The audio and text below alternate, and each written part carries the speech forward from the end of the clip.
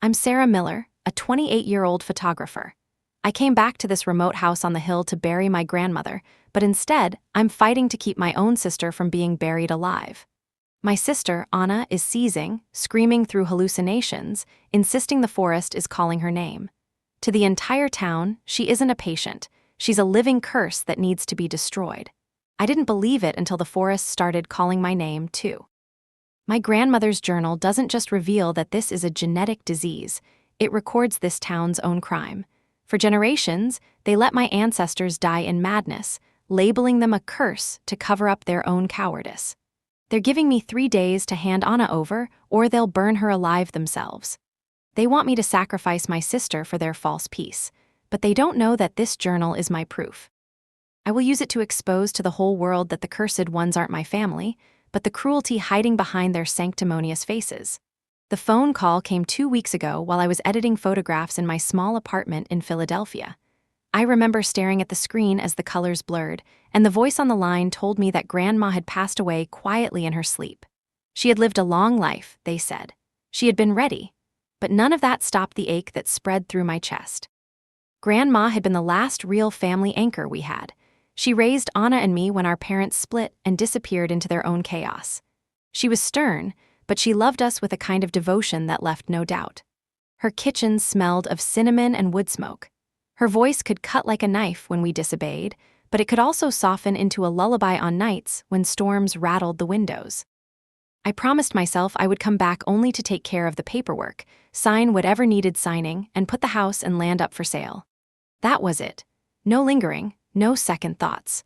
I had left this town for a reason, and I had built a life far away from it.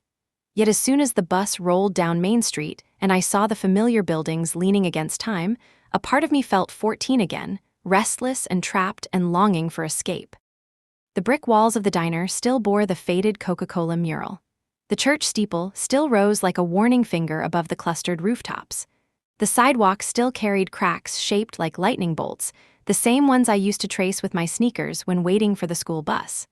I stepped off the bus with my camera around my neck and a duffel slung across my shoulder. The air hit me with the scent of pine needles, damp earth, and wood smoke. It was late afternoon, the sun sliding behind the ridges, and the cicadas hummed as if they had never stopped since the day I left. Sarah Miller, is that you?" The voice startled me. I turned and saw Martha, the innkeeper, standing in the doorway of her little shop. She wore the same flour-dusted apron she always had, her gray hair wound tight in a bun. Her eyes crinkled when she smiled at me, but there was worry in them too. "Martha," I said, "it has been a long time." She hugged me tightly, smelling of bread and cinnamon. "I am sorry about your grandmother, she was a strong woman." "Thank you," I murmured. Then her smile faded and she glanced past me toward the ridgeline where the trees crowded thick and dark. She lowered her voice. "You be careful up there at that house. That land is bad, everybody knows it. The forest is cursed. I told your grandmother the same thing years ago, but she would not listen. Do your business quick and get back out before it catches you too." I forced a polite smile, though her words cut deeper than I wanted to admit. "It is just a house, Martha, just a piece of land, I will be fine." She shook her head and muttered as she disappeared back into her shop, "No one is fine out there, not for long." I adjusted the strap of my bag and started walking. The road curved out of town and into the hills. Shadows stretched long across the pavement, and the sound of my footsteps echoed in the stillness. With every step, memories pressed closer, memories of running down this same road after school, of Grandma's voice calling us in for supper, of nights when the woods whispered so loudly I thought I would never sleep. By the time I reached the top of the hill, the sky was streaked with orange and purple. There it was, the house. It looked smaller than I remembered, yet heavier too, as if the weight of years had sunk into its bones. The white paint had peeled into gray patches. The porch sagged at one corner. The windows glared back like tired eyes, and on the porch stood Anna. She was 19 now, nearly grown, though in my eyes she would always be the little girl trailing behind me in the yard. Her dark hair spilled loose over her shoulders and her face looked pale, drawn, like she had not been sleeping. "Sarah," she breathed, her voice trembling on my name. I dropped my bag and hurried up the steps. I pulled her into my arms. "I missed you, kiddo. How are you?" She tried to smile, but it did not reach her eyes.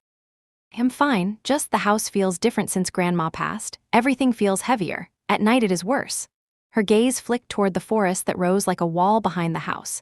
The trees were dark silhouettes against the last light of day. Sometimes I hear voices, she whispered. They call my name from the woods. Her words chilled me. I searched her face for signs of exaggeration, but she looked deadly serious. Anna, you have been through a lot, I said gently. Grief does strange things to the mind. Dreams feel real. Imagination plays tricks. She shook her head. No, it is not just in my head, I know what I hear. I touched her cheek and tried to smile. Let us go inside, you need rest. The house smelled of dust, wood, and the faint lingering of Grandma's perfume. Furniture sat covered in sheets. The old clock ticked in the hallway, steady and slow. On the walls hung portraits of ancestors whose eyes seemed to follow me wherever I moved. I had hated those portraits as a child. I hated them still. We sat at the kitchen table later that night, drinking tea. The wind outside scraped against the shutters and the forest groaned as if alive. Anna flipped the pages of a book, but her eyes were far away. You know, she said finally, people in town say the curse is because of us, because of our family. They say the forest claimed us long ago. I laughed softly, though the sound carried no humor. People in this town say a lot of things. It is superstition, Anna, just old stories. Her gaze was steady, unblinking. What if it is not just stories? Before I could answer, a knock rattled the front door. The sound froze us both. It was sharp, deliberate, not the sound of wind or branch. I rose slowly and crossed the hall. When I opened the door, an old man stood there with a lantern. His face was weathered, his back stooped, but his eyes burned with a fierce clarity. Evening, Sarah, he said. You may not remember me. I am Jacob, head of the town council. I came to pay respects to your grandmother. Thank you, I said cautiously. Do you want to come in? He stepped inside and removed his hat. His gaze lingered on the portraits lining the walls. Your grandmother was strong. She kept many secrets, secrets meant to protect you. That forest out there has a hunger. Your bloodline is bound to it. If you are wise, you will sell this place quick and leave before it takes more from you. Anna appeared behind me, her face pale. What do you mean by takes more? She asked softly. Jacob looked at her with something like pity.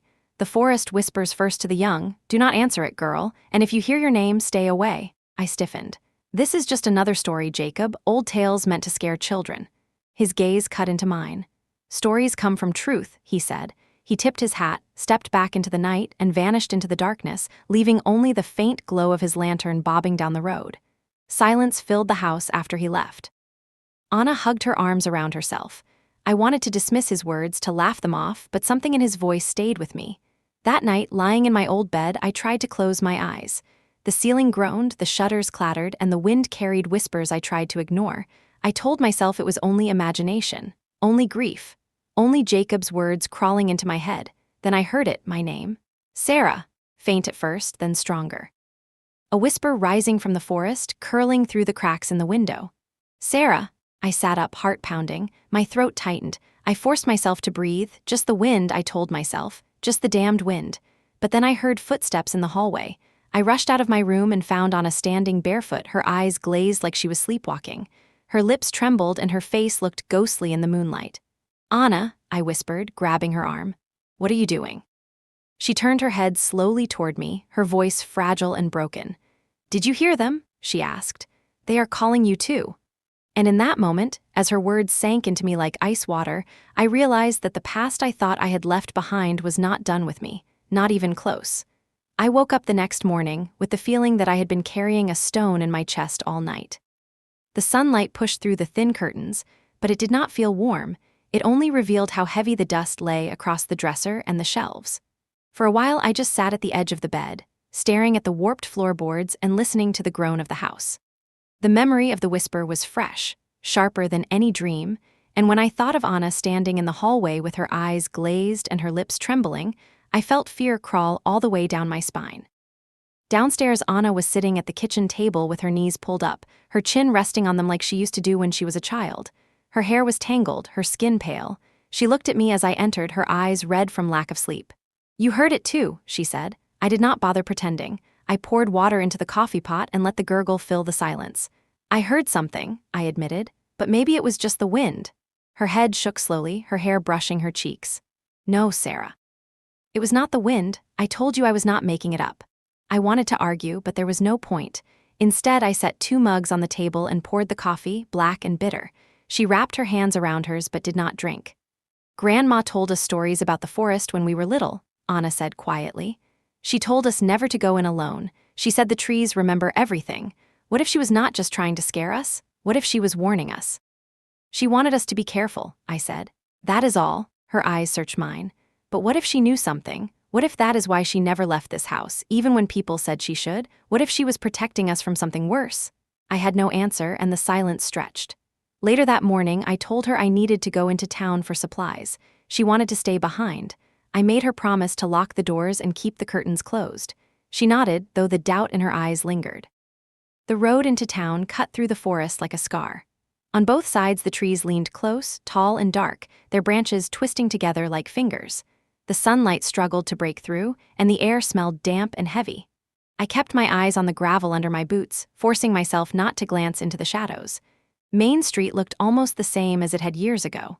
The diner windows were smudged, the same old mural flaked on the brick wall, the church bell stood silent above the rooftops. People moved slowly, carrying bags, sweeping porches, talking in low voices. I could feel their eyes on me, feel their whispers following me down the street. Inside the store, I filled a basket with bread, soap, canned beans, and a box of matches. At the counter, the cashier, a man around my age with tired eyes, studied me with quiet curiosity. "You are Sarah Miller, right? From up the ridge?" "Yes," I said. "I am just here to take care of some things."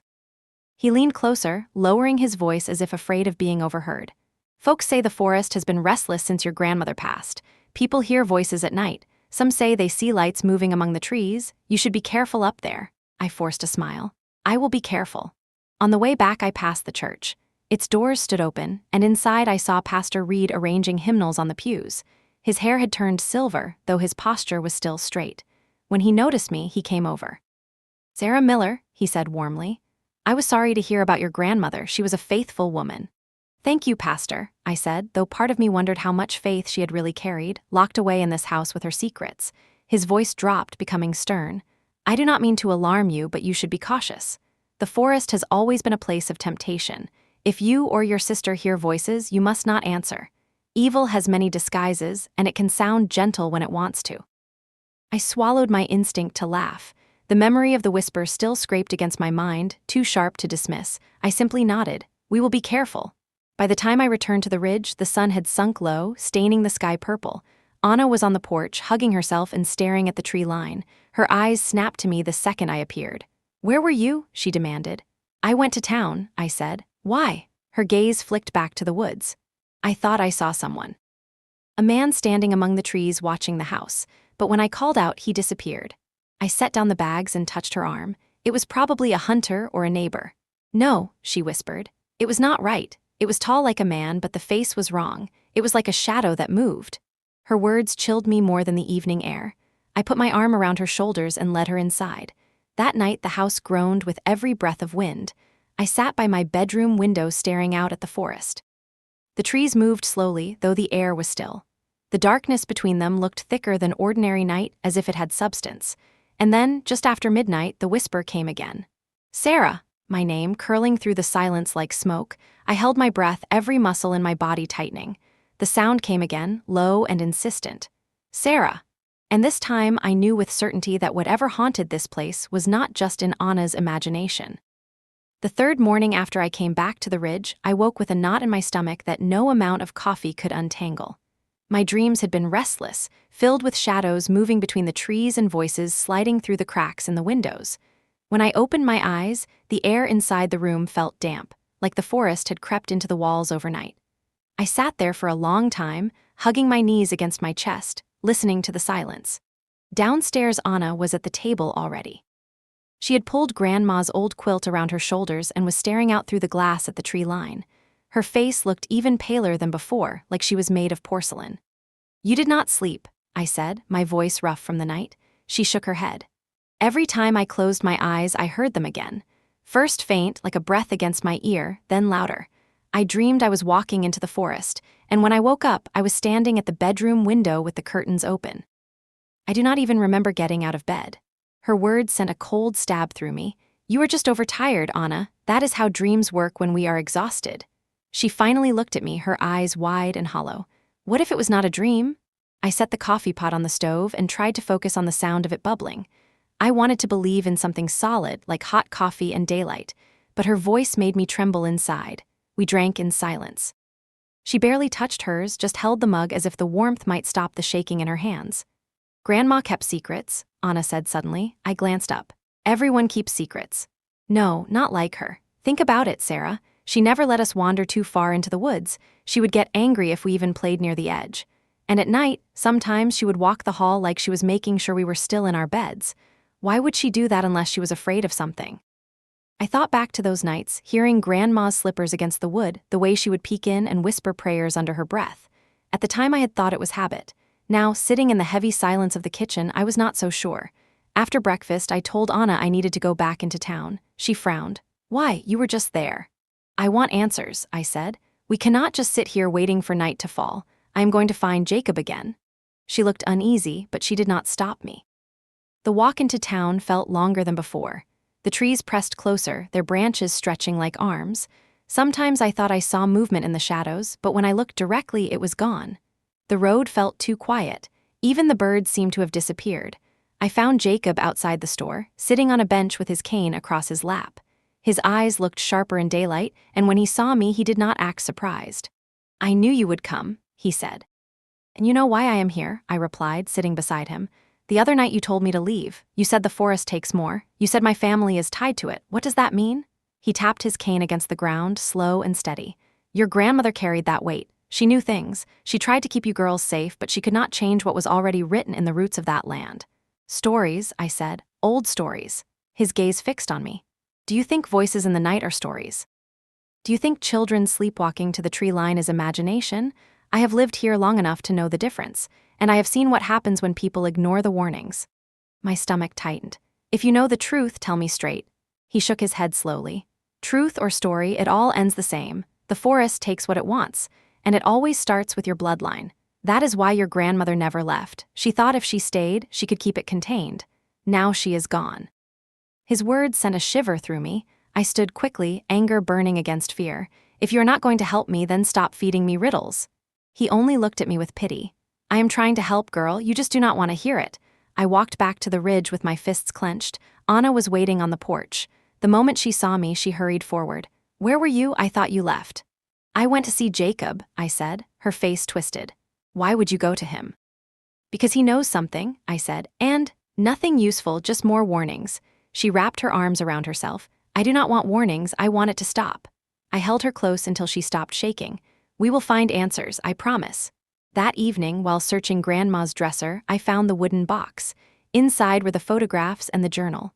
The photos showed our ancestors, their faces grim, always standing near the forest. None of them smiled. The journal smelled of dust and lavender. Anna leaned over my shoulder as I flipped through the pages. The handwriting was tight and nervous. The whispers grow stronger when the moon is full. They call the children by name. It is not spirits. It is something in us carried from one generation to the next. I froze. My skin prickled. Anna whispered. She knew. I shook my head. It does not prove anything. She could have been sick. She could have imagined it. But my voice lacked conviction. We read until night fell. One passage stuck with me. They will not believe it is sickness. They will believe it is curse. And maybe curse is easier than truth. When darkness covered the ridge, we sat in the living room with only a lamp lit. The journal lay open on the table. I could feel Anna's fear without her saying a word. Then it came, the whisper. Anna. Her whole body jerked. Her hand gripped mine so tight it hurt. You heard it, she breathed. Yes. The whisper slid through the walls again, curling around us like smoke. Anna. She rose without meaning to, her steps pulling her toward the door. Her eyes were wide, glassy. I lunged up and caught her arm. Do not listen, stay with me. But she fought against me, whispering, they are calling, I have to go. Her voice sounded strange, not entirely hers. I wrapped both arms around her and dragged her back. She collapsed against me, sobbing. I held her tight until the sound faded and the silence returned. After she calmed, I whispered into her hair, we need more than stories, we need real help. The next day, I took her into town with me. We walked to Dr. Clark's office. The walls smelled of medicine and old wood. He greeted us kindly, but his eyes lingered on Anna too long. She has been hearing voices, I said quietly. So have I. People talk about curses, but I need to know if this is something else, something real. His expression shifted, as if he had been waiting for this. Your family has always had difficulties, he said gently. Nervous conditions, depression, hallucinations. Your grandmother was not the first. My heart sank. So it is an illness. Perhaps, he said carefully, But people here do not want to hear about illnesses, they prefer curses. It is easier to blame the forest than to face what is in the blood. Anna's hand gripped mine, cold and trembling. I asked, if it is in the blood, could Anna? His silence was answer enough. We left the office in silence. On the walk back, Anna whispered, what if the whispers are not outside? What if they are inside us? What if they always were? I had no answer. That night I sat with Grandma's journal in my lap, staring at the final page she had written. The ink was smudged, but the words were clear. If they call for me, I will not answer. I will hold the line as long as I can, but if the girls begin to hear them, it will mean time has run out. I looked across the room at Anna curled on the couch, her face pale, her eyes closed in uneasy sleep. I whispered to myself, I will not let them take her. Whatever this is, I will fight it. The forest pressed against the windows, waiting, and I knew it would not stop until it broke us or until I uncovered the truth. I did not sleep after reading the last page of Grandma's journal. The words repeated in my head again and again like a song that would not fade. The girls begin to hear them, it will mean time has run out. Well, we had begun to hear them, and now every second that passed felt like sand slipping through an hourglass. In the morning, Anna tried to act normal. She made toast and poured juice, but her hands shook so badly she spilled half of it across the counter. She muttered an apology and wiped it up, but the look on her face said she was barely holding it together. I tried to sound steady. We need to figure out what Grandma was hiding. There has to be more than just this journal. Anna gave a weak laugh. Maybe she left us a secret cure hidden in the pantry. Maybe she left us something better than the townsfolk's gossip, I said. After breakfast, we went upstairs and began searching. We pulled boxes out of closets, opened trunks, flipped through drawers. Most of it was just the clutter of a long life, old sweaters, faded letters, photographs curling at the edges. But in the bottom of a cedar chest in Grandma's room, I found a bundle wrapped in cloth. Inside were more journals, older ones, some written by people whose names I only half recognized. One by my great-grandfather, another by a woman named Clara who must have been a great-aunt. Their handwriting varied, but the themes were the same. Whispers in the night, strange behavior, sudden violence. They all circled back to the same word, curse. Anna sat cross-legged on the bed flipping through one of the journals. Listen to this, she said. Clara wrote, I know now it is not demons, it is sickness. It eats at the mind, makes shadows where there are none, voices where there is only silence, but no one will listen to me. They would rather blame the forest than the blood we carry. My stomach dropped. So it really is something passed down. Anna hugged the book against her chest. Then what chance do we have? We have knowledge, I said, and knowledge is more powerful than superstition. But even as I said it, I could not help glancing at the window, half expecting to see a shadow staring back. That afternoon, we went into town again, this time to the library. It was small, just 2 rooms with shelves sagging under the weight of forgotten books. Mrs. Parker, the librarian, squinted at me when I walked in. Sarah Miller, she said, I thought I heard you were back. Looking for something in particular? Yes, I said. Old records. Anything on the town's history, especially about the Miller family. Her eyebrows rose slightly, but she led us to a cabinet of files. People here like their stories more than their facts, but you are welcome to dig. Anna and I spent hours flipping through newspaper clippings and dusty ledgers. Some were about missing persons, others about strange accidents in the woods. A hunter gone mad, turning on his own companions. A mother who drowned her children claiming she heard voices from the trees. Anna whispered, all of them lived near the ridge. I nodded grimly, and most of them had ties to our family. We left with a stack of photocopies and heavy hearts. That night we sat at the kitchen table with the papers spread out. Anna stared at them like they were evidence from a trial. I do not want this to be our future, she said softly. I do not want to lose myself. You will not, I said fiercely. I will not let it happen. The clock ticked past midnight, and the house fell silent. We waited tense, listening. Then it came. Anna, her head snapped up, her eyes wide. The whisper slid through the walls, closer this time, more insistent. Sarah, my blood ran cold. They were calling both of us now. Anna clutched my hand. Do you hear it? Yes, I whispered. We sat frozen, and then Anna rose suddenly, her body stiff, her face blank. She began walking toward the door. Anna, I cried, grabbing her arm. Her voice was flat, distant. I have to go. No, you don't. I pulled her back, shaking her. It is not real. Her eyes flickered with something strange, almost violent, and for a moment I thought she might strike me. But then she collapsed against me, sobbing. I held her until the whispers faded. In the morning, I knew we needed help beyond this town. I called a friend of mine in the city, a journalist named Mark who sometimes investigated strange local legends. He had always been skeptical, always pushing for the truth beneath the story. When he answered, his voice was groggy. "Sarah, it has been years. What's going on?" "I need you to come here," I said. "There is something happening at my grandmother's house. People say it's a curse, but I think it's something else. I need someone who can help me prove it." There was a pause. Then he said, "If you're calling me, it must be serious. I'll be there in 2 days." When I hung up, Anna looked at me nervously. "Do you really think an outsider can help?" "Yes," I said firmly. "Because he won't be blinded by superstition. He'll look for facts." But in my heart, I worried that facts might not be enough. That night, before I went to bed, I whispered to the darkness, "You can call all you want, but you're not taking her." The forest answered with silence, and somehow that silence felt worse than the whispers. 2 days felt like 2 years. Every hour dragged by under the weight of silence and whispers. Anna barely left the house.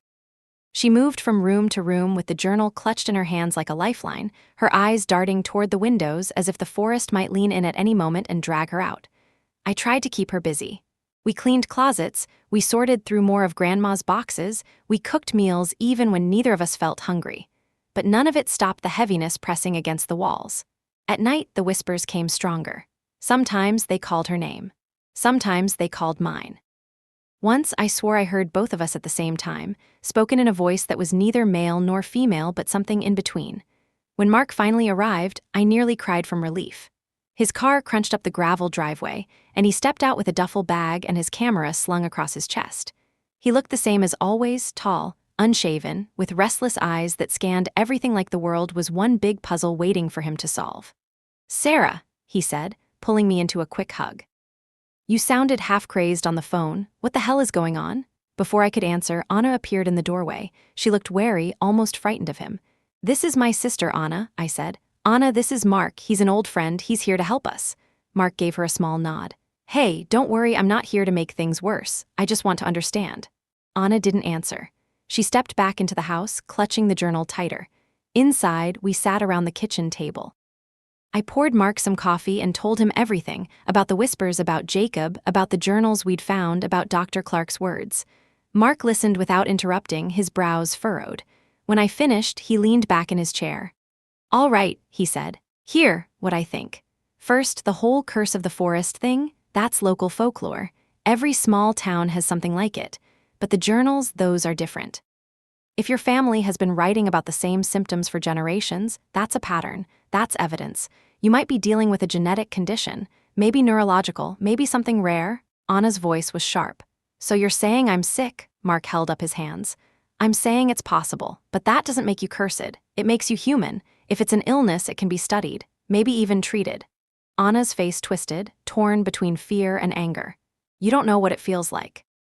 You didn't hear them last night. You didn't feel them pulling at you." Her words made my heart ache. Mark leaned forward. "Then show me. Let me stay here for a few nights. Let me record what happens. If it's real, we'll have proof. If it's not, then at least we'll know." I looked at Anna. She hesitated, then gave a reluctant nod. That night, Mark set up his equipment in the living room, audio recorders, cameras, even a motion sensor. Anna curled on the couch under a blanket while I paced the floor, nerves buzzing. At first, the house was silent. Hours crawled by. I almost convinced myself nothing would happen. Then, just after midnight, it began. "Anna." Her name slid through the air like silk. Anna flinched, burying her face in the blanket. Mark sat up straight, eyes wide. "Did you hear that?" "Yes," I whispered. The whisper came again. "Sarah." I felt my blood run cold. Mark's recorder lights flickered. He grabbed his headphones, listening, his face tightening. "It's picking up something, low frequency, but it's there." Anna rose slowly, her face blank, her eyes glassy. She began walking toward the door. "Anna," I cried, rushing to her side. Her voice was distant, hollow. "They're calling me, I have to go." I clutched her arms, shaking her gently. "No, Anna, stay with me, don't listen." For a terrifying moment, she resisted, her strength surprising. Then she collapsed against me, sobbing. Mark knelt beside us, his expression grim. That wasn't just imagination. Something happening here. The next day, we reviewed the recordings. The whispers were faint but audible, threading through the static like water dripping in a cave. Mark looked both excited and disturbed. "This could be a breakthrough," he said. "If it's a genetic disorder that causes auditory hallucinations, the whispers might be real to you but not to outsiders. But my equipment caught them too, which means something else is at play." Anna whispered, "So it's not just in my head." "No," Mark said softly, "it's not just in your head.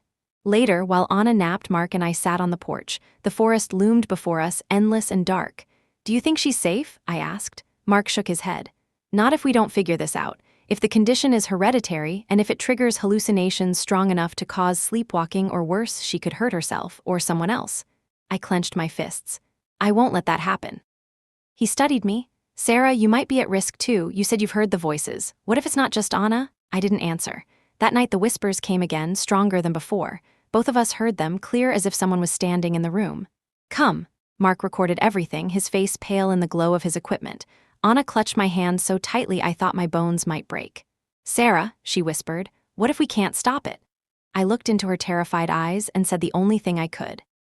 "Then we fight until the end." But inside, I wondered if the end was closer than either of us realized. Mark stayed with us on the ridge, and for the first time in days, I felt like I wasn't completely alone in the fight.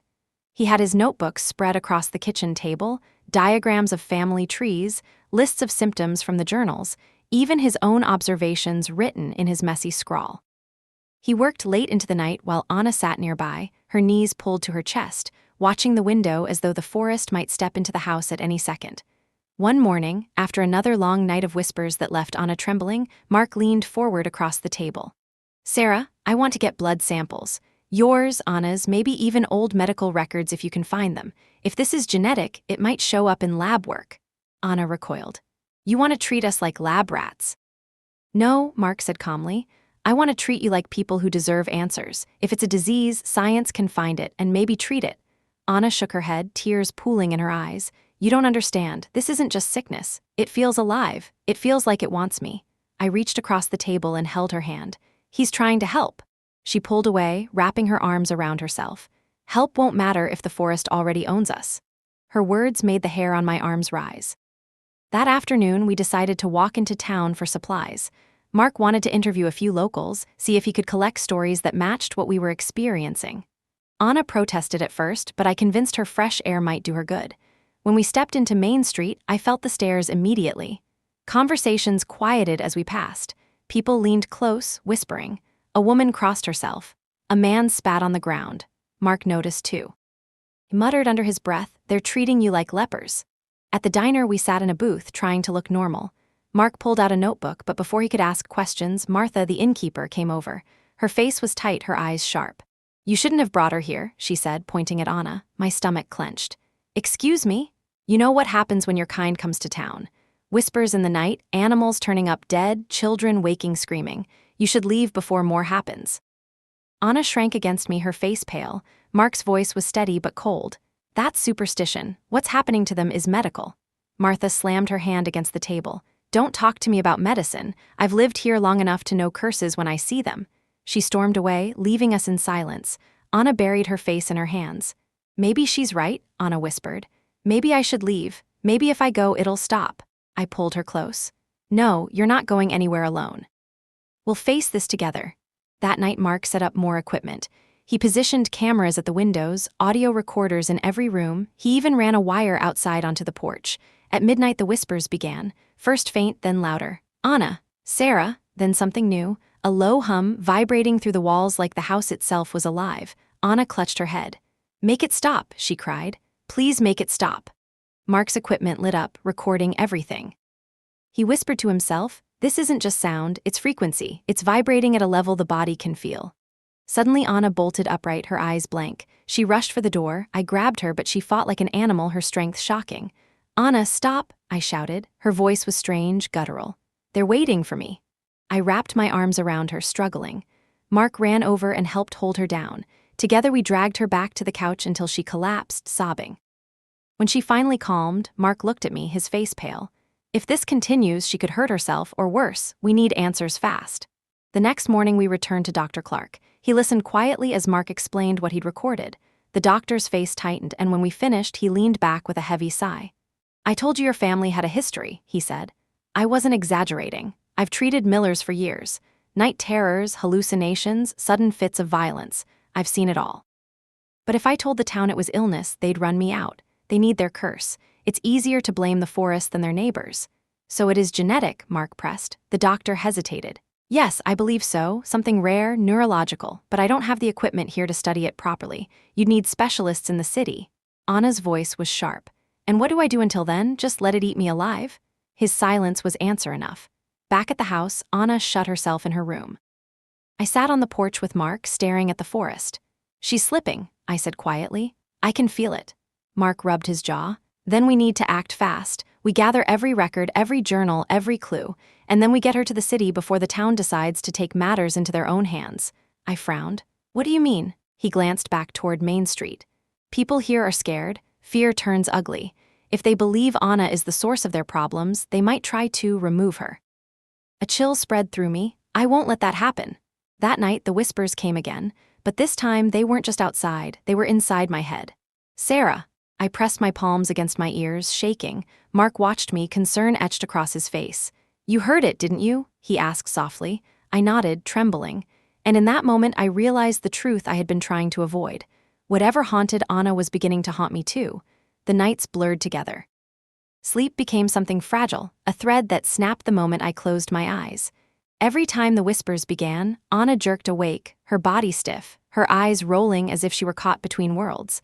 I would rush to her, hold her down, whisper her name over and over until she came back to me. Each time it took longer. Each time I wondered if one night she simply wouldn't return. Mark filled notebooks with frantic scribbles. He replayed the audio recordings until I thought I would go insane from hearing the whispers again and again. He charted the times, the frequency, even the weather conditions. It's not random, he muttered one morning, spreading papers across the table. It happens strongest around midnight, but the intensity shifts with the moon. Your grandmother wrote the same thing, didn't she? I flipped open the leather-bound journal, scanning the entries. Yes, she said the whispers grew stronger when the moon was full. She thought it was tied to cycles. Mark nodded. Which could suggest a neurological rhythm, like seizures. Some disorders flare with certain triggers. Anna sat in the corner, hugging her knees. Her voice was quiet, almost detached. You keep saying disorder, disease, seizures, but you don't know what it feels like. It's not just sound. It's pulling, like hooks in my chest, like the forest wants me. How do you explain that? Mark's voice softened. Sometimes the brain tricks the body. It makes sensations that aren't really there. That doesn't mean you're weak. It means your brain is sick, not your soul. Her eyes flashed. Sick, cursed. What's the difference when the result is the same? I stepped between them. Enough, she doesn't need labels, she needs help. Anna looked at me with such raw fear that my chest ached. You'll stay with me, won't you, even if it gets worse? I held her hands. I'll never leave you. That afternoon, while Anna napped, Mark and I walked down the ridge to the edge of the forest. The trees loomed tall, their branches knitted tight, the shadows swallowing everything beneath. The air was cooler there, almost damp, and I felt the pressure in my skull the moment we stepped close. Mark lifted his recorder. Do you feel that? Yes, I whispered. He set the device on the ground, scanning the frequency levels. There's something here, a vibration, low, almost infrasound. Too low for most ears, but the body feels it. It can cause nausea, anxiety, even hallucinations. So the forest itself is making us sick? I asked. Maybe not the forest, maybe something in it. Fungal spores, a mineral deposit, even decaying vegetation.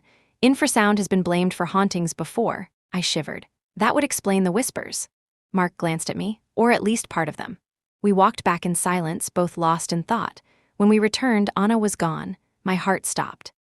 I ran through the house, calling her name. No answer. Then I saw the back door ajar, swinging gently in the breeze. Mark, I cried, she's outside.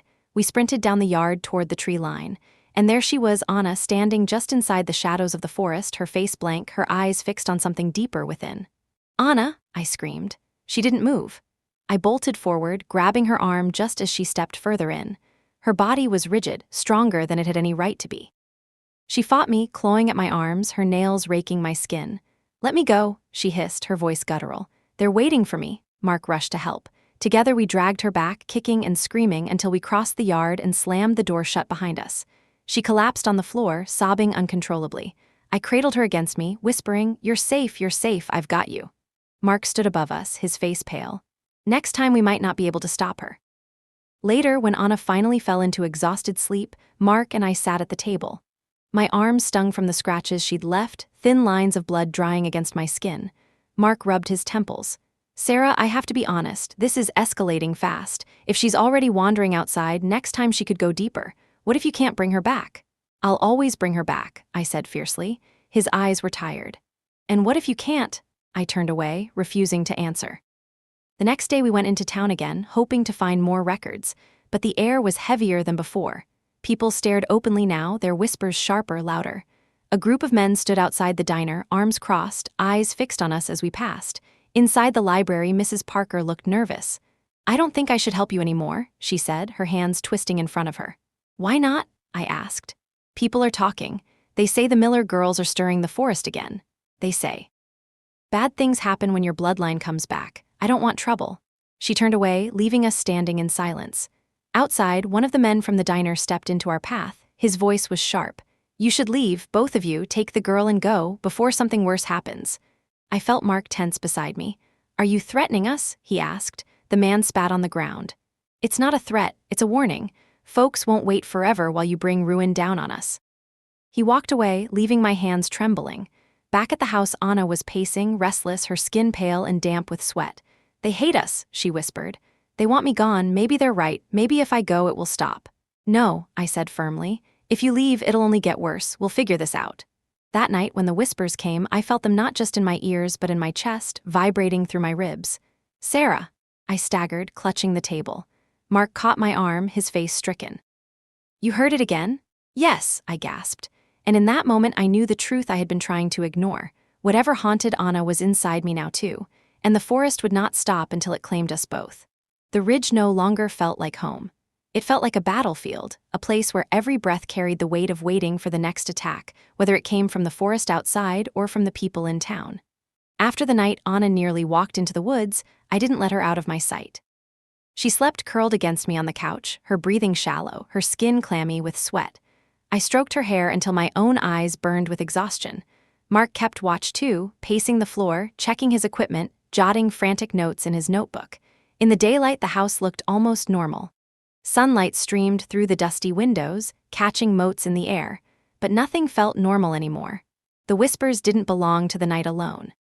Sometimes, in the quiet of the afternoon, I swore I heard my name spoken faintly from the trees.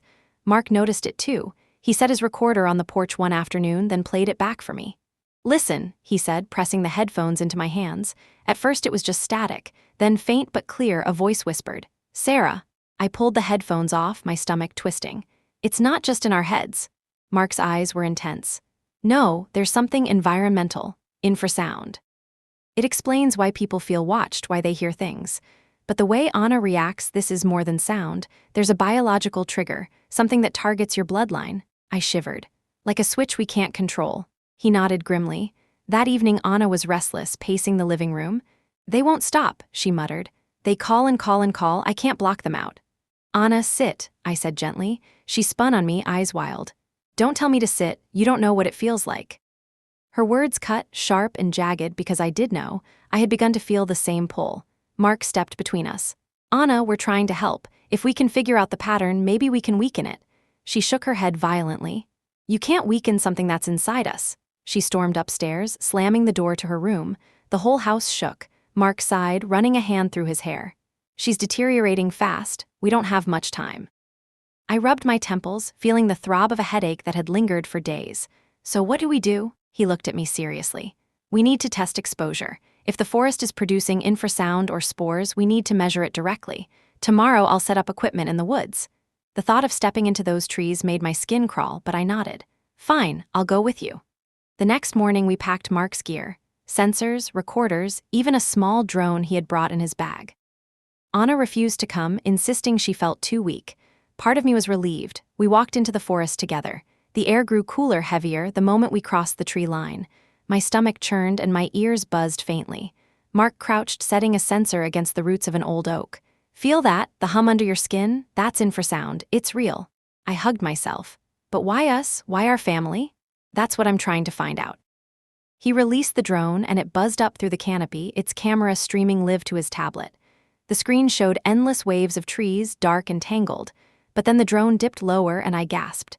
Shapes moved among the shadows, not clear, not solid, like distortions in the air. Mark frowned. Heat signatures, multiple, but no animals I recognize. I stepped back, my breath catching. They're watching us. Suddenly, a branch snapped behind us. We whirled. Nothing, just trees. Mark packed his gear quickly. We shouldn't stay. We hurried back to the house, my pulse racing, but when we stepped into the yard, we froze. 3 men from town stood at the porch, arms crossed, their faces grim. One of them was the man who had confronted us outside the diner. "You need to leave," he said flatly. "You're bringing the curse back. Folks won't stand for it." I stepped forward, my fists clenched. "This isn't a curse, it's an illness. My sister is sick, not cursed." The man sneered. "Tell that to the animals turning up dead. Tell that to the children waking screaming. Ever since you came back, the forest has been restless. You're poisoning us." Mark's voice was calm but hard. "Superstition won't save you. Science might." The man's eyes flashed. "We don't want your science. We want peace. Take the girl and leave before we make you leave." They walked away, leaving the warning hanging in the air like smoke. Anna appeared in the doorway, her face pale. "They're going to kill me, aren't they?" "No," I said firmly, though my own voice shook. "I won't let them." That night, the whispers were louder than ever. They didn't just call our names. They spoke words, fragments like commands. "Come. Belong. Forever." Anna screamed, clutching her head, thrashing against me. Mark rushed to hold her down, his face white with fear. When she finally stilled, trembling in my arms, I realized the truth I had been avoiding. We were running out of time, and the town wasn't our only enemy anymore. The forest wanted us too. The night after the men came to our porch, the house no longer felt like shelter. Every sound seemed sharper, every shadow longer. Anna slept fitfully beside me on the couch, murmuring under her breath, twisting in her dreams.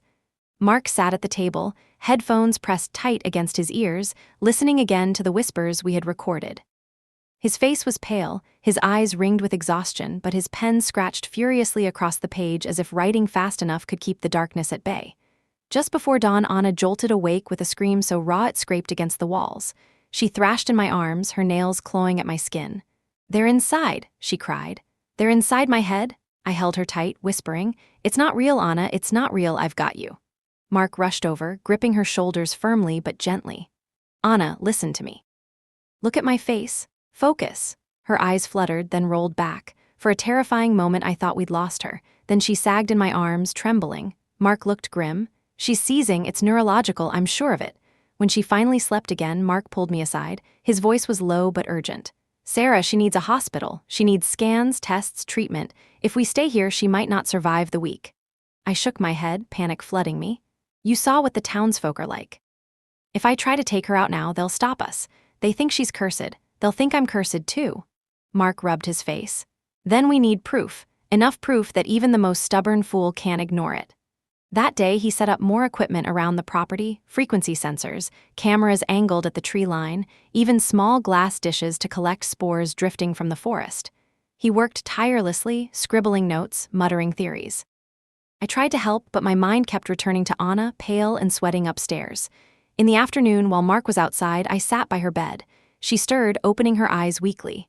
"Sarah," she whispered, her voice barely audible. "I'm here," I said, holding her hand. Her gaze flicked to the window. "They're waiting." "No, they're not," I said quickly. "That's just the sickness talking." Her lips trembled. "What if the sickness is the curse?" I shook my head, tears blurring my vision. "I don't care what it is. I'm not letting it take you." She closed her eyes again, drifting back into uneasy sleep.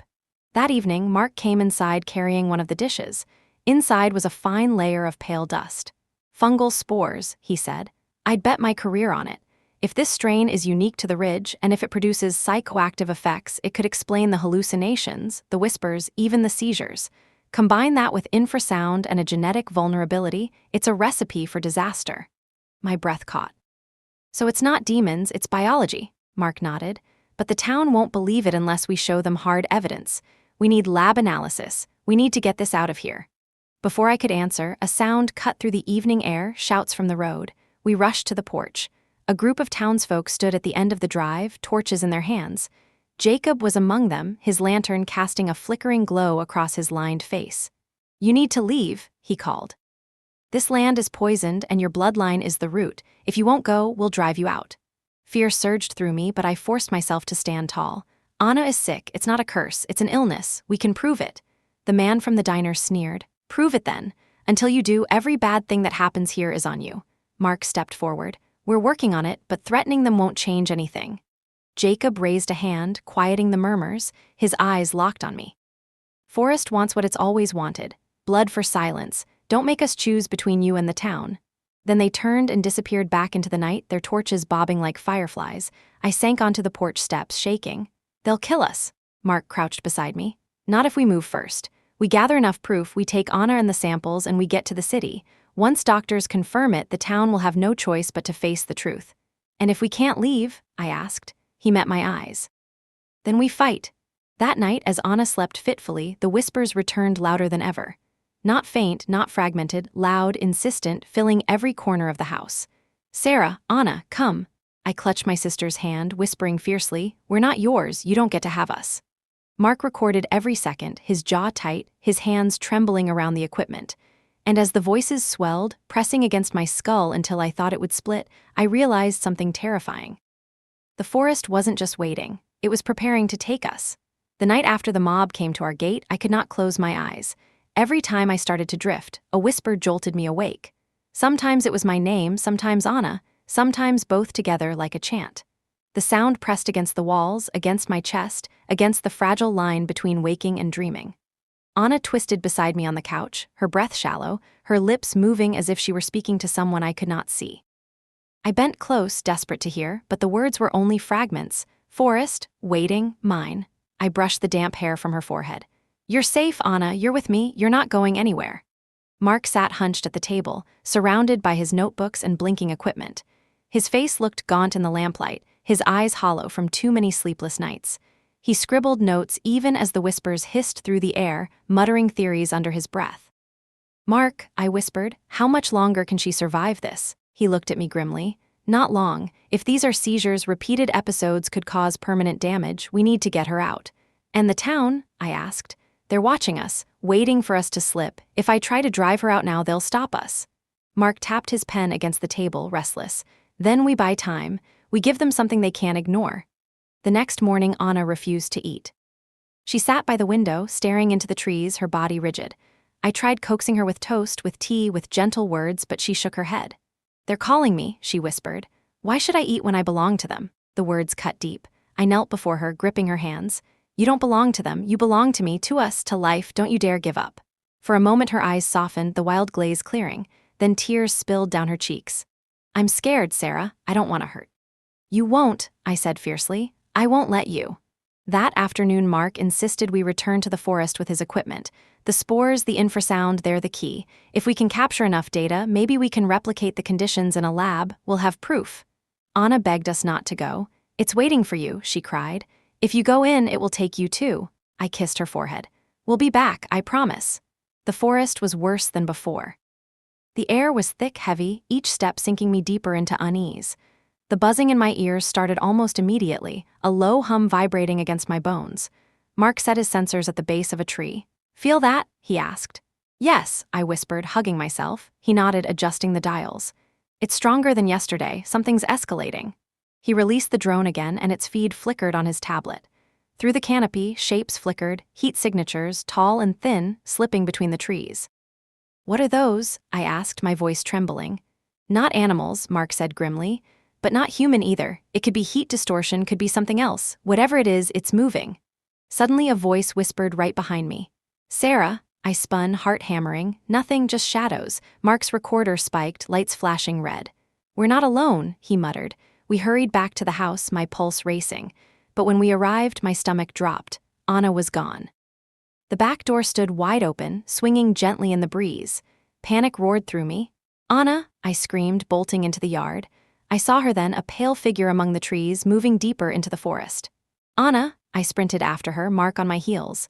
Branches whipped my face, the ground sucked at my feet, but I didn't stop. I caught up just as she reached a clearing.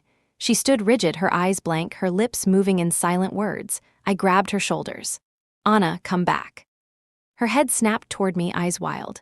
They're here, she hissed. Can't you see them? I shook her. There's nothing there, it's sickness, not spirits. Her body convulsed, a scream tearing from her throat. Mark rushed forward, helping me drag her back toward the yard. She fought us the whole way, strength unnatural, voice guttural. Let me go, they want me. If you love me, you'll let me go. I clung tighter, sobbing. I won't lose you. When we finally got her inside, she collapsed, trembling violently. Mark grabbed his bag, pulling out a syringe. What are you doing? I cried. It's just a mild sedative, he said quickly. It'll calm her body. She can't keep fighting like this. I hesitated, then nodded. He injected it gently, and slowly Anna's thrashing eased. She fell into deep, uneasy sleep. I sat beside her, stroking her hair, my tears falling onto her skin. "Please hold on," I whispered. "Please don't leave me." That night, the townsfolk returned.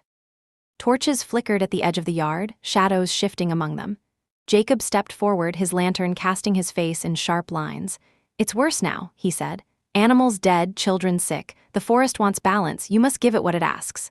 I stepped onto the porch, fury burning through my fear. "It's not the forest, it's illness. My sister is sick, and we're close to proving it."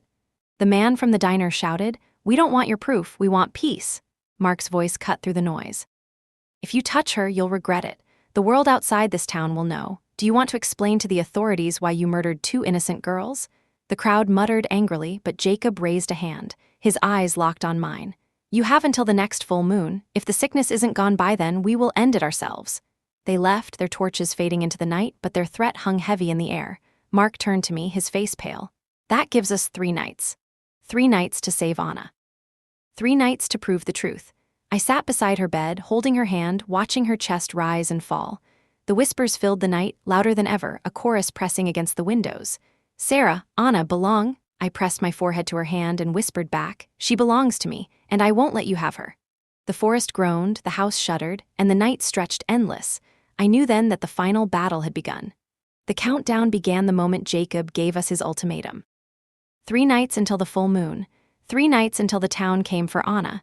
3 nights until I either saved her or lost her forever. Sleep became impossible. Every creak of the house, every gust of wind against the windows, I jolted awake, convinced it was the townsfolk, or worse, the forest itself, coming for us. Mark barely rested either. He paced with his notebooks, compared recordings, analyzed the spores he'd collected in glass dishes. His eyes were sunken, his stubble dark across his jaw, but he refused to stop.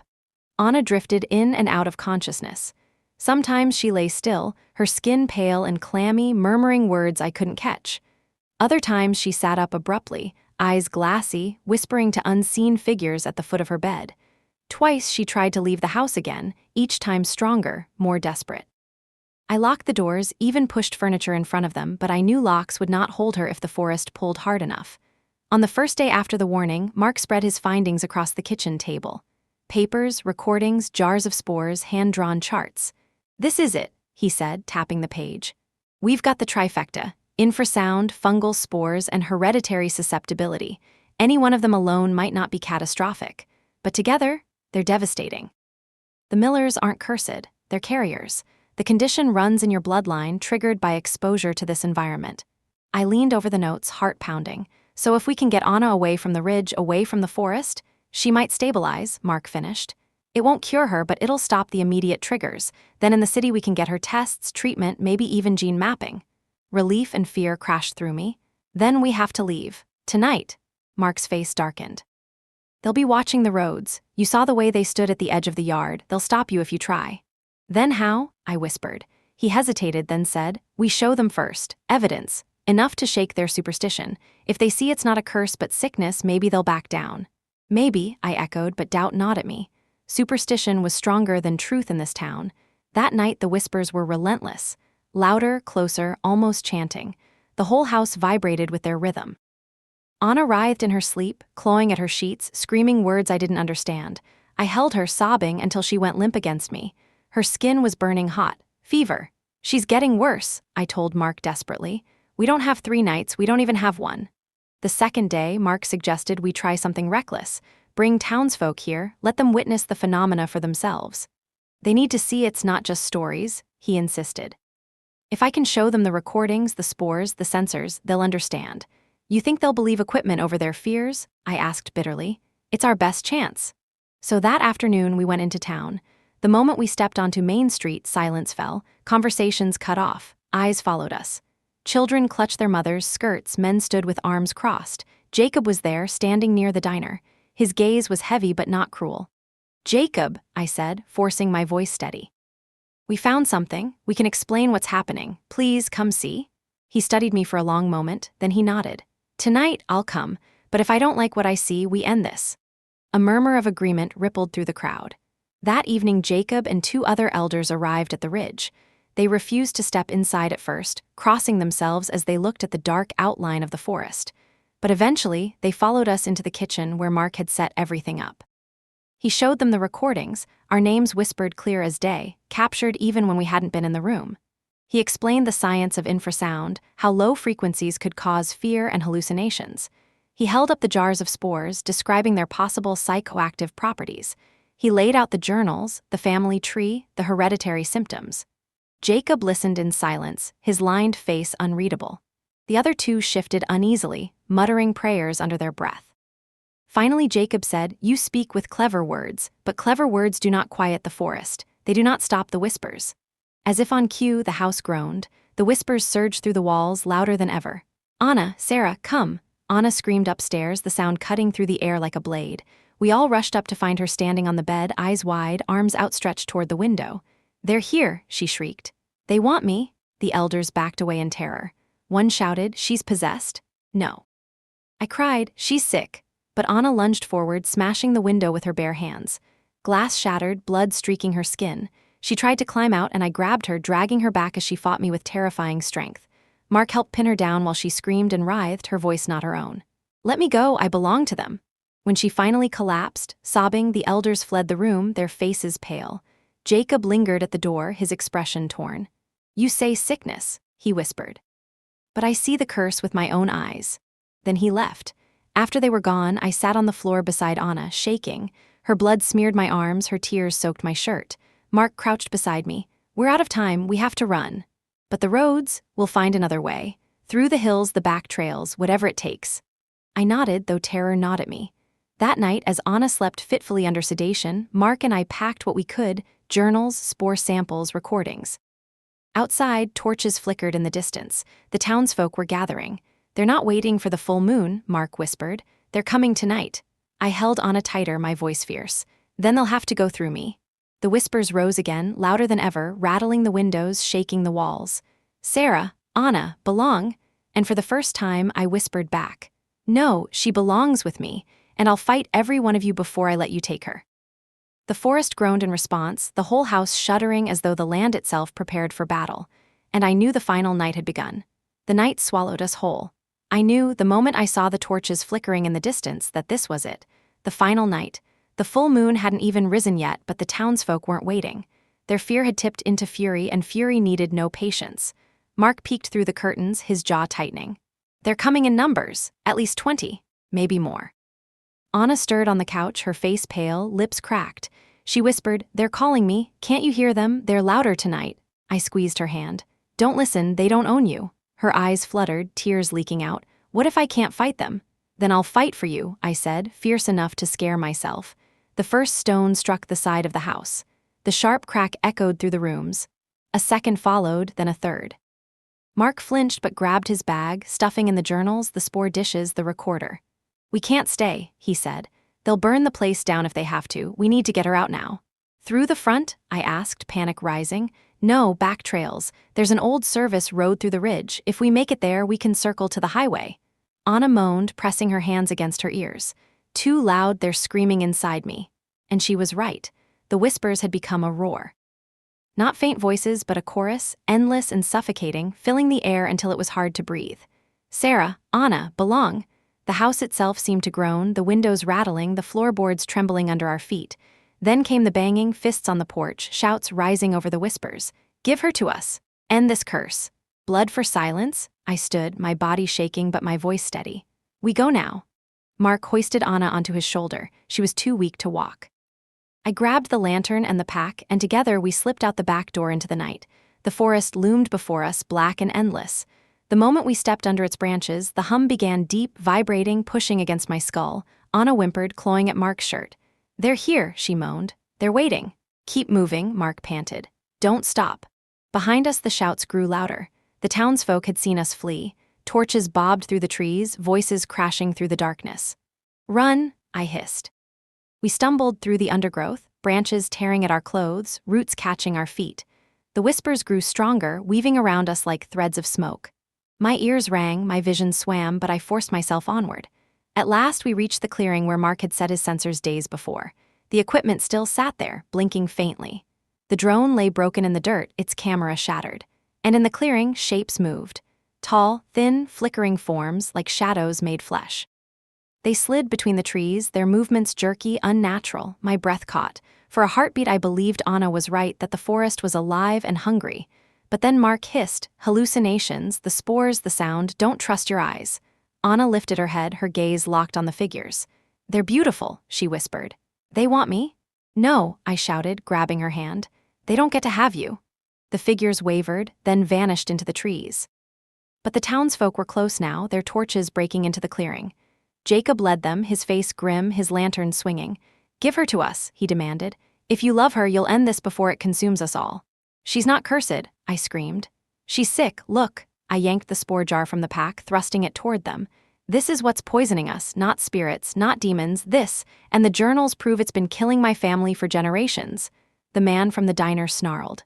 "Lies." "You're protecting evil?" Jacob hesitated, his eyes flicking from the jar to Anna. She whimpered in Mark's arms, her body trembling violently. "Please," I begged. "If you kill her, you kill the only chance we have to break this cycle. If you let me take her, we can end it for good." The whispers surged again, drowning my words. "Belong, belong, belong," Anna screamed, writhing. She tore free of Mark's grip and stumbled toward the trees, her arms outstretched. "No," I lunged, tackling her to the ground. We rolled in the dirt, her nails raking my arms, her voice guttural. "Let me go, I'm theirs." I pinned her down, sobbing. "You're mine, Anna, you're my sister, you belong with me." For a moment her eyes cleared. She blinked, confused, then clutched me tightly, sobbing. Behind us the crowd muttered, restless. Some raised their torches higher, others stepped back in fear. Jacob raised his lantern, his voice shook. "If what you say is true, then leaving won't save us.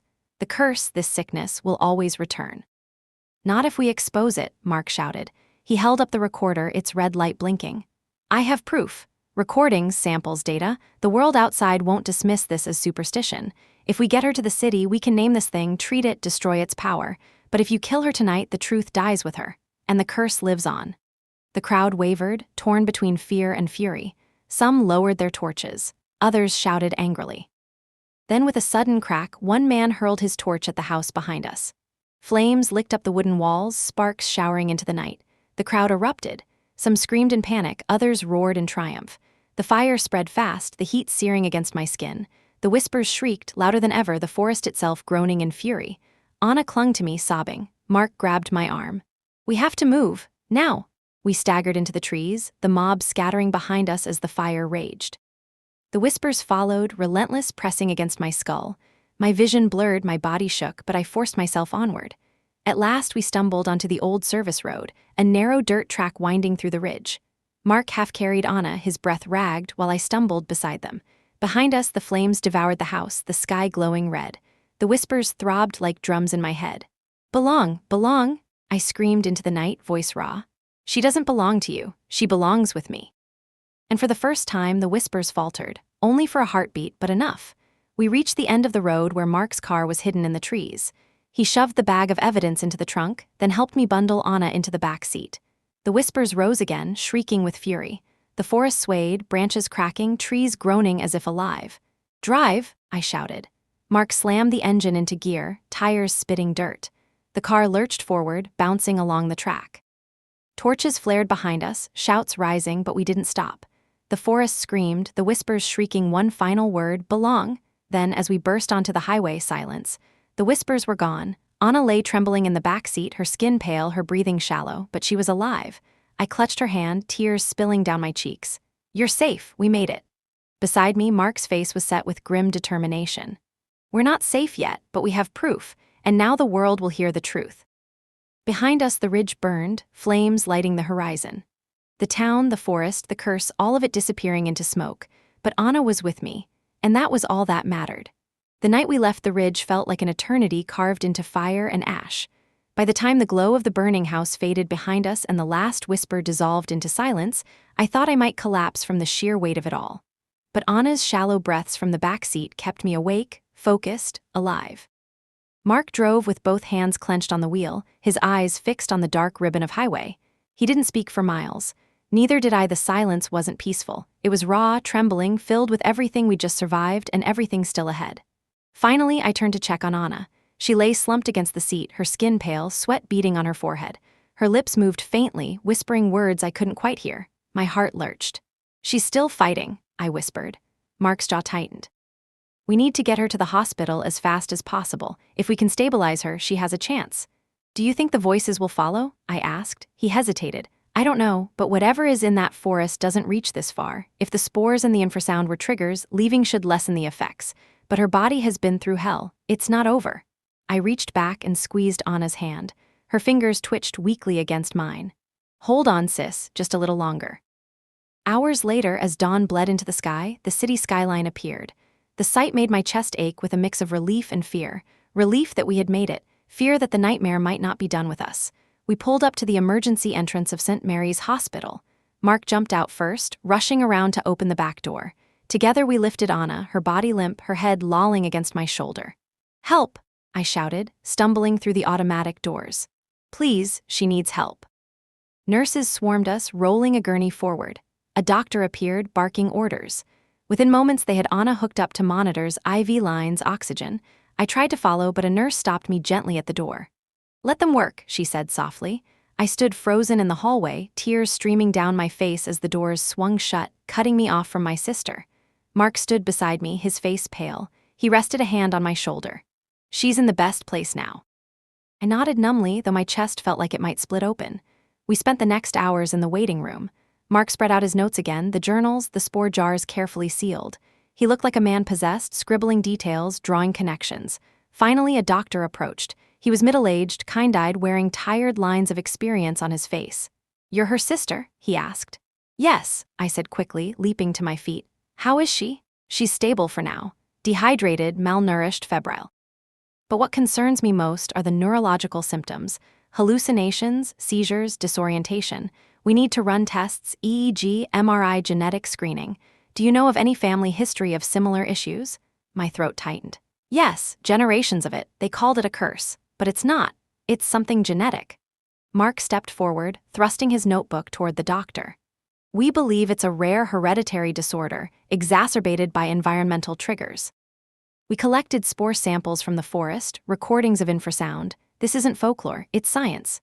The doctor blinked, taken aback by the flood of information. He accepted the notebook cautiously. "We'll review everything, thank you." He left, and I collapsed back into the chair, covering my face with my hands. For the first time in weeks, I allowed myself a breath of hope. 2 days passed in a blur. Anna remained in the ICU, heavily sedated, while doctors ran endless tests. Mark and I lived in the waiting room, drinking bitter coffee, dozing in hard chairs. On the 3rd day, the doctor returned, carrying a thick file. He sat with us, his expression grave but not hopeless. "We found something," he said. "Your sister carries a rare genetic mutation linked to a neurological condition that can cause hallucinations, seizures, and aggressive behavior. It's extremely rare but not unheard of. What makes her case unusual is how severely it was triggered by environmental factors." "The spores," Mark said quickly. The doctor nodded. "Yes, the samples you brought helped. They contain compounds that can cross the blood-brain barrier and exacerbate neurological activity. Combined with infrasound vibrations, the effects could be catastrophic for someone with this genetic vulnerability." "So it's not a curse," I whispered. "No," the doctor said gently. "It's science. And the good news is, with the right treatment, anticonvulsants, antipsychotics, and careful monitoring, your sister can live a stable life. She won't be cured, but she can be managed." Tears blurred my vision. Relief crashed over me so hard I nearly sobbed. "She's going to live?" "Yes," the doctor said. "She has a chance." When I finally saw Anna again, she looked fragile, pale, but her eyes opened slowly when I took her hand. "Sarah," she whispered. "I'm here," I said, choking on the words. "You're safe. You're in the hospital. The voices can't reach you here." Tears slid down her cheeks. "I thought I lost you." "You'll never lose me," I promised. Mark stood at the foot of the bed, his eyes shining. For once, he didn't scribble notes or chase theories. He just smiled faintly, relief etched in every line of his face. News spread fast. Within days, reporters arrived at the hospital. Somehow Mark's connections had leaked the story. Cameras flashed, microphones thrust forward. "Is it true the Miller curse is just a disease? Will this research help others? What about the townsfolk who tried to stop you?" I spoke only once, standing outside the hospital with Anna's hand in mine. There was never a curse. There was fear and silence and ignorance passed down like an heirloom. But my sister is not cursed. She is sick and she will get better. The truth is stronger than superstition, and I will never stop fighting for it. The words went everywhere: newspapers, television, online. Scientists reached out. Researchers requested samples. The world wanted to know more. Back in the town, I heard the reaction was mixed. Some clung stubbornly to the idea of the curse, insisting the fire and the whispers proved it was real. But others, quiet voices long silenced, began to speak. People admitted to losing family members, to suffering the same symptoms in secret. Shame gave way to understanding. Jacob himself sent a letter. I opened it in the hospital room, my hands shaking. I was wrong, it read. I see now it was fear, not the forest, that cursed us. Take care of your sister. You have broken a chain that bound us all. I folded the letter, pressing it to my heart. Anna slept peacefully beside me, monitors beeping steady and calm. Mark dozed in the chair, finally at rest. For the first time, I felt the weight of the curse, no, the sickness, lift. We had faced the forest. We had faced the town. We had faced the truth. And we had survived. Hospitals have their own kind of silence. Not the haunted silence of the ridge, heavy with whispers waiting to break through the walls, but a softer one. A silence filled with the hum of machines, the shuffle of nurses' shoes, the faint beeping of monitors. It was the kind of silence I could breathe in without fear. For the first time in weeks, I could sit beside Anna and not wonder if the forest was creeping in to steal her away. She looked small in the hospital bed, her skin pale, her wrists marked with faint scratches and bruises from nights of fighting against herself. But her eyes were clearer. When she woke, they stayed on me, not on the shadows at the window. That alone felt like a miracle. "Where are we?" she asked softly one morning, her voice still hoarse. "In the city," I told her. "St. Mary's Hospital. You're safe now. They're taking care of you." Her brow furrowed. "I don't hear them anymore." Relief spread through me so strong my knees nearly gave out. I kissed her forehead. "That's because you're away from the ridge, away from the spores, the sound. It wasn't demons, Anna. It was sickness. It was always sickness." She blinked, tears spilling down her cheeks. "So I'm not cursed?" "No," I said firmly. "You never were." Her sobs shook her fragile body, and I held her, rocking her gently, whispering over and over, "You're free. You're free." Mark hovered close, his notebook never far, but even he softened. He bought coffee for me, sat through long hours in stiff chairs, argued with doctors when he thought they were too slow to run a test. He became part of the fight in a way I never expected. Within a week, Anna's strength began to return. She could sit up for short stretches, eat small meals. The doctors adjusted her medications, and each day she looked a little more like herself. But with recovery came questions. Reporters still lingered outside the hospital. Articles spread across the internet, the Miller curse debunked, science versus superstition, the truth in Appalachia. Mark gave careful interviews, presenting his findings with calm precision. He spoke of genetics, spores, infrasound. He spoke of fear and ignorance, of what happens when people mistake illness for evil. And people listened. Yet not everyone. Some of the townsfolk doubled down. Anonymous letters arrived at the hospital, filled with angry words and scripture. "You cannot explain away the curse. She belongs to the forest. You've doomed us all."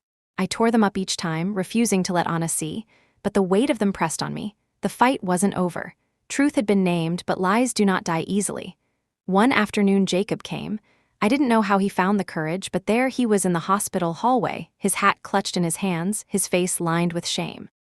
"I wanted to see her," he said quietly, "to see that she's still alive." I hesitated, then nodded. He stepped into the room, his eyes softening when he saw Anna sitting up, reading quietly. "Hello, child," he murmured. Anna looked up, startled. Her face tightened, but she didn't look away. "You wanted me dead," she whispered. His shoulders sagged. "I wanted peace for the town. I thought ending you was the only way. I was wrong." Tears welled in her eyes. "You don't know what it's like. To feel everyone waiting for you to fail, to be treated like a monster." His own eyes filled. "I know, I've carried fear my whole life, passed it down like a burden. I am sorry, Anna, truly." Silence filled the room, heavy but healing. Finally Anna nodded, her lips trembling.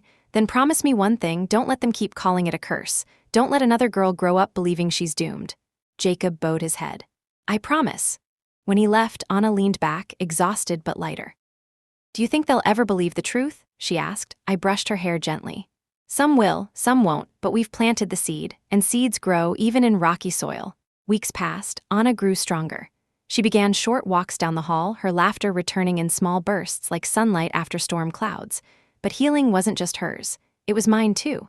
For so long I had lived with the weight of fear, the belief that my blood carried something dark and unbreakable. Now I knew the truth. I wasn't cursed either. I was human, flawed, fragile, but free. One night I sat in the hospital garden, the city lights glowing beyond the trees. Mark sat beside me, sipping coffee, his notebook finally closed. "You saved her," he said quietly. I shook my head. "We saved her, you, me, the doctors, even she saved herself by fighting." He smiled faintly. "You've got strength I've never seen before." I looked up at the stars, my chest full. I didn't know I had it until I had to. The garden was quiet, peaceful. No whispers, no shadows moving at the edge of sight. Just the steady hum of city life, the rustle of leaves, the beating of my own heart. For the first time in forever, I felt at home. But I also knew this wasn't the end. The ridge still stood. The forest still whispered to those who believed. The sickness still lingered in the bloodlines of others.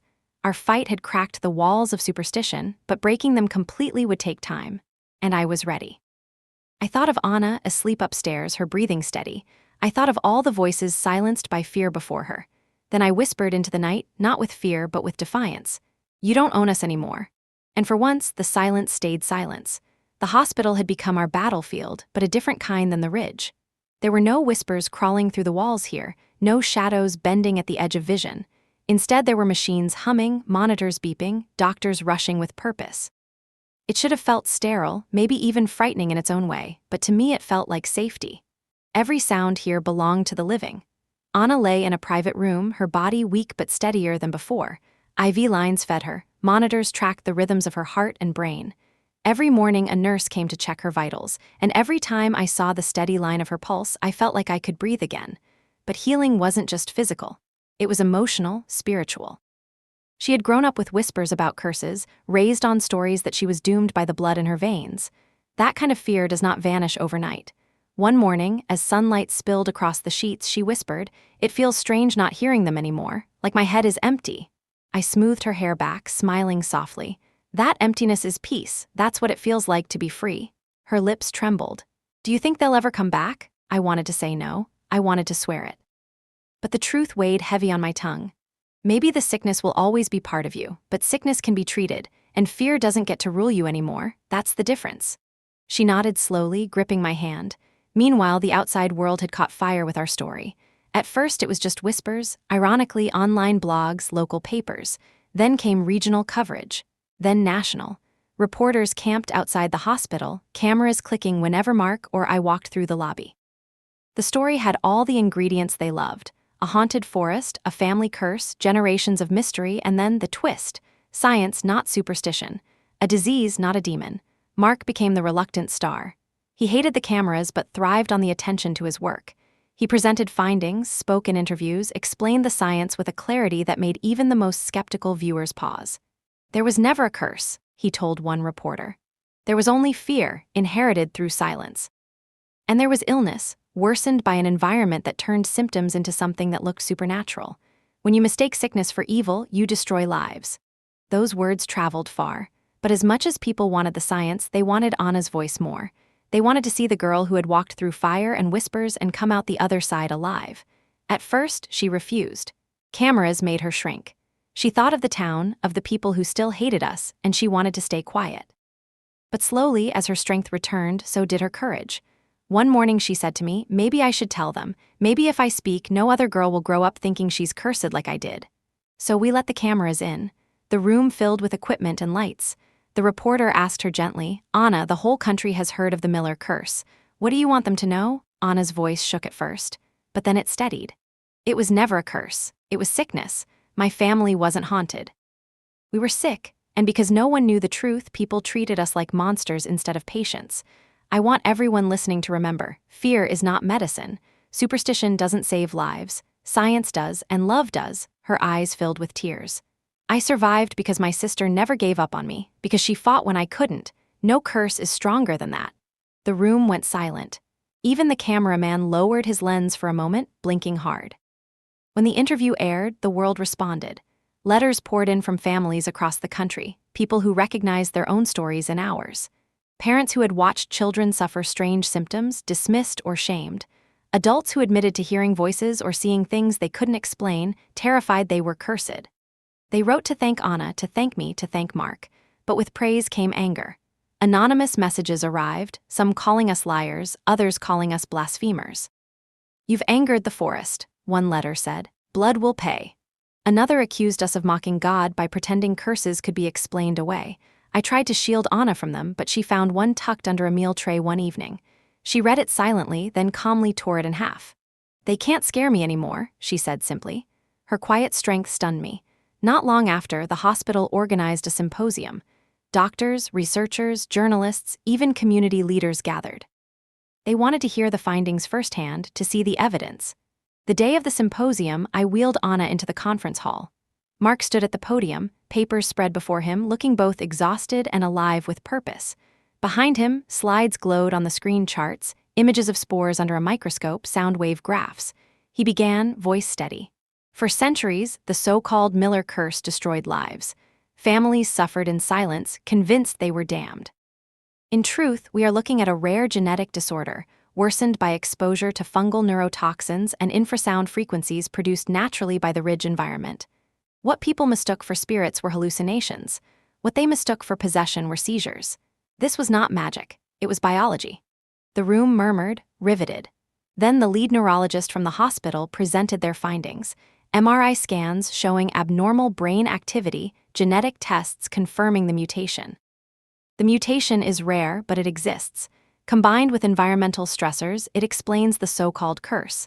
With treatment, patients can live stable lives. Finally, Anna was invited forward. She gripped the arms of her chair, her voice trembling at first but growing stronger with every word. For years, I thought I was doomed, that the voices meant I was cursed. But I'm still here. I'm not cursed. I'm sick, and sickness can be treated. If you take anything from my story, let it be this. Never let fear convince you that you're less than human. You're not cursed, you're not damned, you deserve love and you deserve help. The room erupted in applause. Some doctors stood. Even hardened reporters wiped their eyes. I sat there, tears streaming down my face, pride swelling until I thought my chest might burst. Later, when the hall had emptied, Anna leaned against me. "Do you think they'll believe it now?" I kissed her hair. "Some will, some won't. But enough will, and that's how change begins." Mark came over, weary but smiling. "You realize what you just did? You tore down a curse that stood for generations." Anna smiled faintly. "No, we named it. Naming something takes away its power." I thought about that all night. How true it was. How for so long, silence and superstition had given the sickness power. But now it had a name, a diagnosis, a treatment. Now it was something we could fight. And in naming it, we had not just saved Anna, we had given hope to everyone who had ever been told they were cursed when really they were sick. That night, sitting in the quiet hospital garden, I whispered into the cool air, "It's over."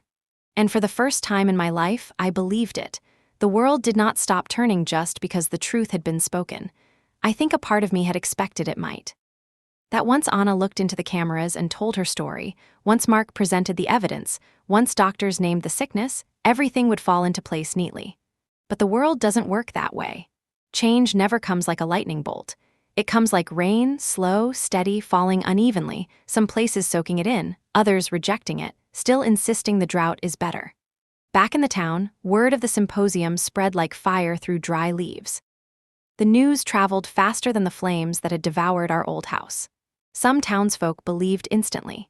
They came forward to share their own hidden histories, family tragedies once attributed to the forest now re-examined through the lens of illness.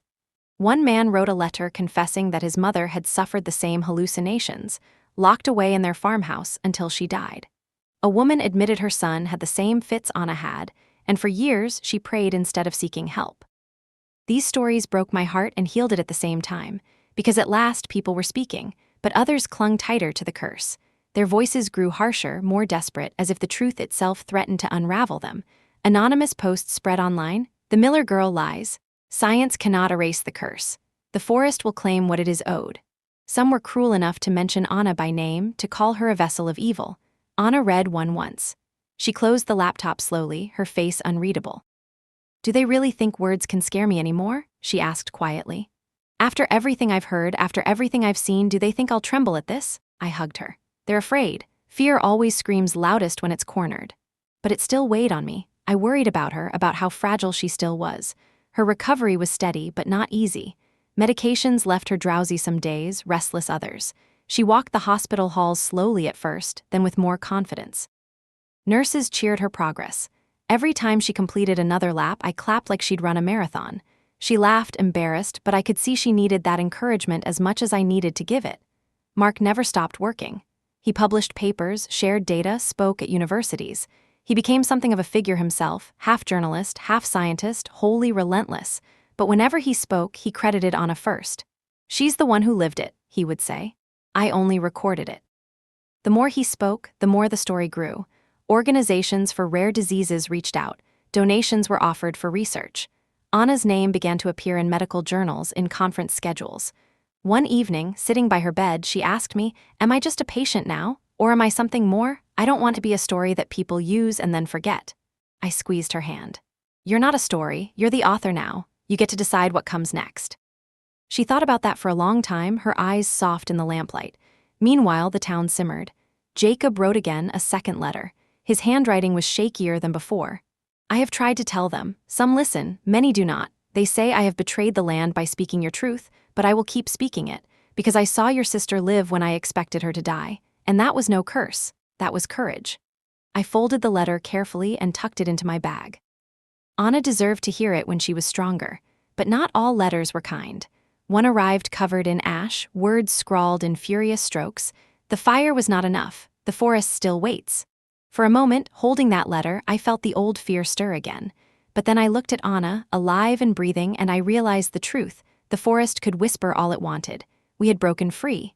Weeks turned into months. Anna was discharged from the hospital, prescribed a careful routine of medications and therapy. We rented a small apartment near the hospital so she could continue her checkups.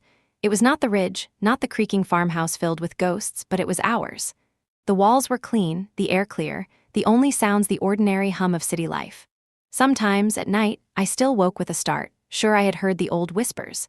But it was only the wind through the alley or a car horn on the street. Slowly, my body learned the difference between memory and reality. Anna painted again. She had always loved it as a child, though she had hidden it when the sickness worsened. Now she filled canvases with color, fiery reds, deep greens, shadows, and light colliding. When I asked what they meant, she shrugged.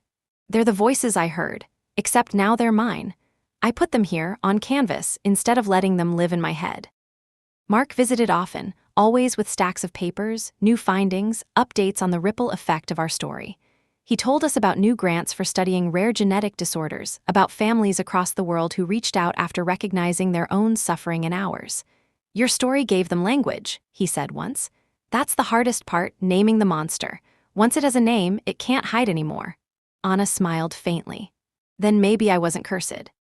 Maybe I was just the first to speak loud enough." Hearing her say that, with her voice strong, her eyes steady, I felt something settle in me.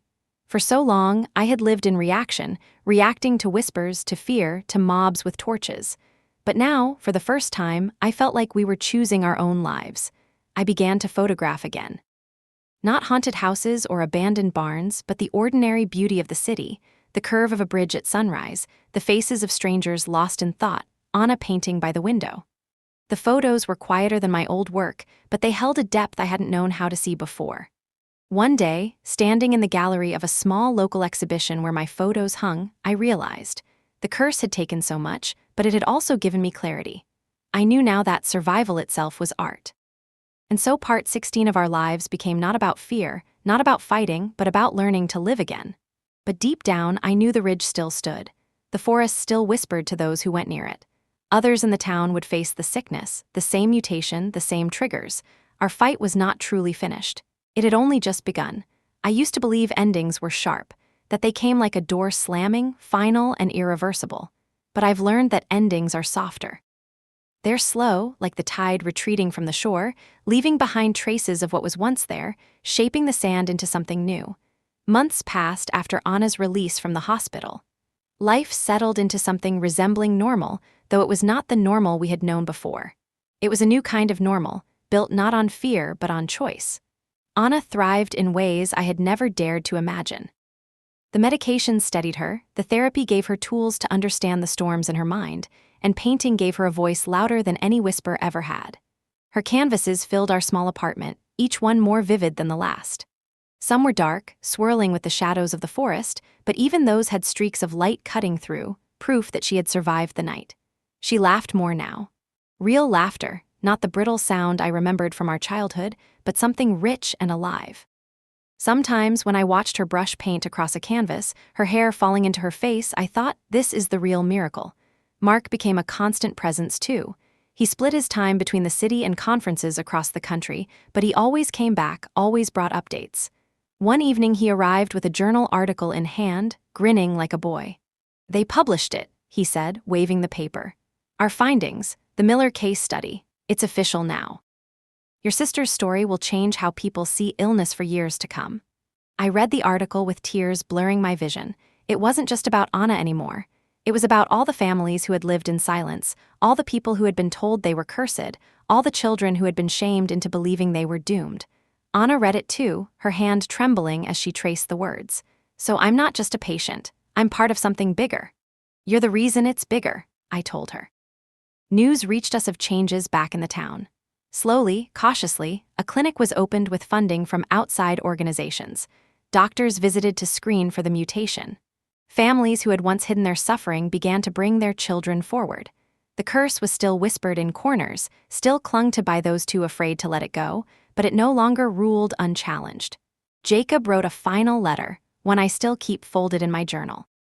"I am old," he wrote, "and I will not see the world you have built, but I believe in it. You have broken chains I thought unbreakable. May your sister's laughter echo louder than the forest ever could." I cried when I read it. Not for the curse, not for the fear, but for the possibility of healing even in the hardest of hearts. One evening Anna and I returned to the ridge just once. Not to stay, but to stand at the edge of the forest and face it together. The house was gone, burned to ash, the land scarred but green shoots already rising. The trees stood tall, silent. No whispers, no groaning, no shadows moving at the edge of vision, just the ordinary sounds of wind and birds and the earth breathing. Anna held my hand tightly. "It feels smaller now," she said softly. "It always was," I whispered. "It only seemed big because we gave it power." We stood there for a long time, the sun sinking behind the hills, until I felt peace settle over us like a blanket. Then we turned and walked away. Back in the city, life went on. Anna painted. I photographed. Mark wrote. The curse had become a story, and the story had become a lesson. If there is one thing I want people to remember, it's this: fear is loud, but it is not truth. Whispers can shake walls, but they cannot break love. We are not cursed by the blood in our veins, but strengthened by the choices we make, by the people who refuse to let go of us. I look at Anna now, her hands streaked with paint, her laughter filling the apartment, and I know the truth. The curse was never real, but love was, and love will always be stronger.